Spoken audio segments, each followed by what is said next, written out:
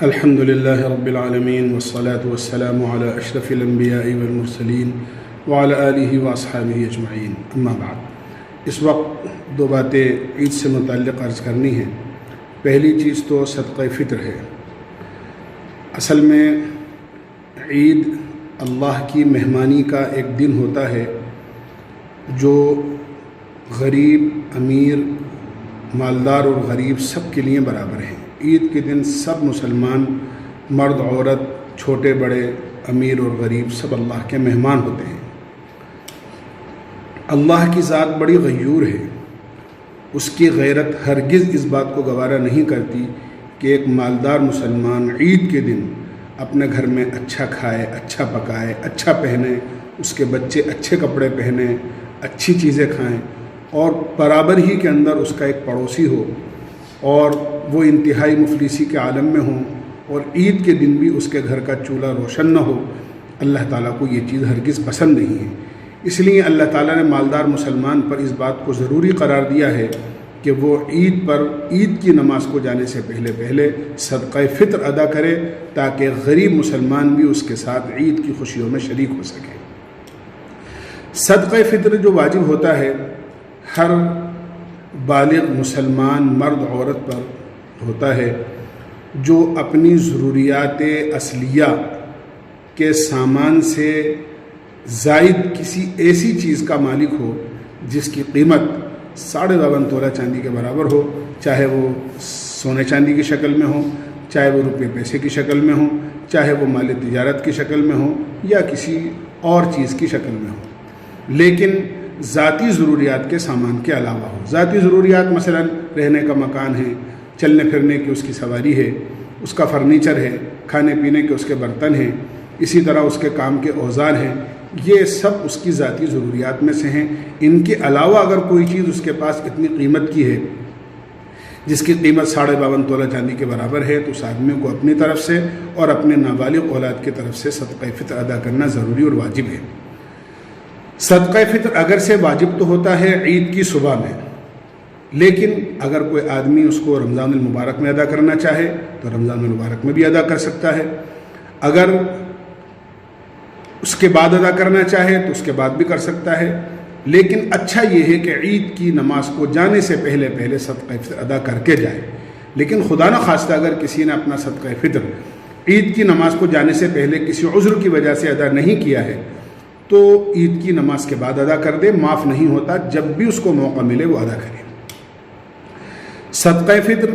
اپنی طرف سے، اپنی نابالغ اولاد کی طرف سے اس پر واجب ہوتا ہے اور ادا کرنا ضروری ہے۔ بالغ اولاد اگر صاحب نصاب ہے تو وہ خود اپنی ادا کرے، اسی طرح بیوی وہ صاحب نصاب ہے تو وہ اپنی خود ذمہ دار ہے، ماں باپ موجود ہیں تو وہ خود اپنے ذمہ دار ہیں اگر صاحب نصاب ہیں، اگر صاحب نصاب نہیں ہیں تو ان میں کسی قسم کا ان کے اوپر صدقہ فطر واجب نہیں ہے۔ لیکن اگر کوئی آدمی استحساناً اپنی طرف سے ادا کر رہا ہے، اپنے نابالغ اولاد کی طرف سے ادا کر رہا ہے اور ساتھ ہی میں بالغ اولاد کی طرف سے، بیوی کی طرف سے، ماں باپ کی طرف سے ادا کرتا ہے تو وہ ادا ہو جائے گا۔ وہ بچی جس کی شادی ہو چکی ہے اور بیاہ کر وہ اپنے سسرال جا چکی ہے، اس کا کوئی صدقہ فطر باپ کے ذمے نہیں ہے۔ اس کا صدقہ فطر اگر وہ صاحب نصاب ہے تو اس کے خود کے ذمے ہیں، وہ ادا کرے یا اس کے سسرال والے ادا کریں، اس کا شوہر ادا کرے۔ اسی طرح عید کے موقع پر اگر کوئی مہمان آپ کے یہاں آئے ہوئے ہیں تو مہمان کا 1 ہوں، 2 ہوں، 10 ہوں، 20 ہوں، کسی بھی مہمان کا آپ کے ذمے صدقہ فطر ادا کرنا ضروری اور واجب نہیں ہے۔ اسی طرح اگر آپ کے یہاں کوئی جانور پلے ہوئے ہیں، بہت سے لوگوں کی عادت ہوتی ہے بکرا بکری پالنے کی، اسی طرح پرندے پالنے کی، کبوتر وغیرہ پالنے کی، کوئی بھی جانور اگر آپ کے یہاں پلا ہوا ہے اس جانور کا کسی بھی قسم کا صدقہ فطر آپ کے ذمہ ضروری اور واجب نہیں ہے۔ اسی طرح بعض مستورات گھر میں ہوتی ہیں، حاملہ ہوتی ہیں، ان کے پیٹ میں بچہ ہوتا ہے۔ حاملہ عورت جس کے پیٹ میں بچہ ہے جو ابھی عید کی صبح تک پیدا نہیں ہوا ہے، ایسے حمل کا یا پیٹ کے بچے کا کسی بھی قسم کا صدقہ فطر ادا کرنا نہ ماں باپ کے ذمے ہے نہ کسی اور کے ذمے ہے، اس کا صدقہ فطر ادا نہیں کیا جائے گا۔ صدقہ فطر کی جو مقدار ہے وہ 1 سا جو یا آدھا سا گیہوں،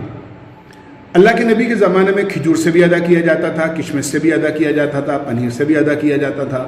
جو سے بھی ادا کیا جاتا تھا۔ آپ نے نصاب سب متعین کی ہیں۔ ہمارے زمانے میں چونکہ عام طور سے ہم لوگ گیہوں استعمال کرتے ہیں، گیہوں کھاتے ہیں، آدھا سا گیہوں کا جو وزن بنتا ہے وہ 1.25 سیر گیہوں بنتے ہیں، یعنی آج کے موجودہ وزن کے اعتبار سے تقریباً 1 کلو 600 گرام اناج اس کا بنتا ہے اور گیہوں بنتا ہے۔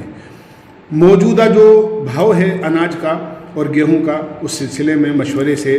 جو اس کی قیمت طے کی گئی ہے اس سال صدقہ فطر کی، وہ ایک آدمی کی طرف سے 45 روپے طے کیے گئے ہیں، چاہے بڑے کی طرف سے ادا کیے جائیں چاہے بچے کی طرف سے ادا کیے جائیں، ایک آدمی کی طرف سے 45 روپے ادا کیے جائیں گے۔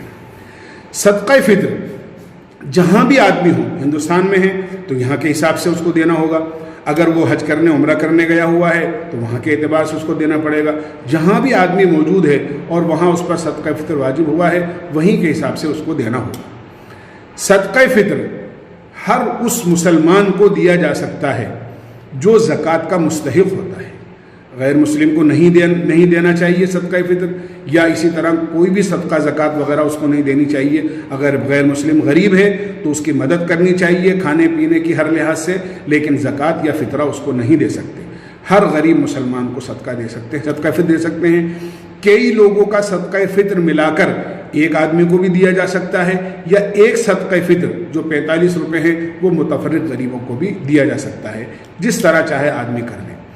آدمی کا صدقہ فطر اس طرح ادا ہو جائے گا۔ صدقہ فطر سے متعلق یہ ضروری باتیں تھیں جو میں نے آپ کے سامنے عرض کی ہیں، ہمیں اس کا دھیان رکھنا ہے۔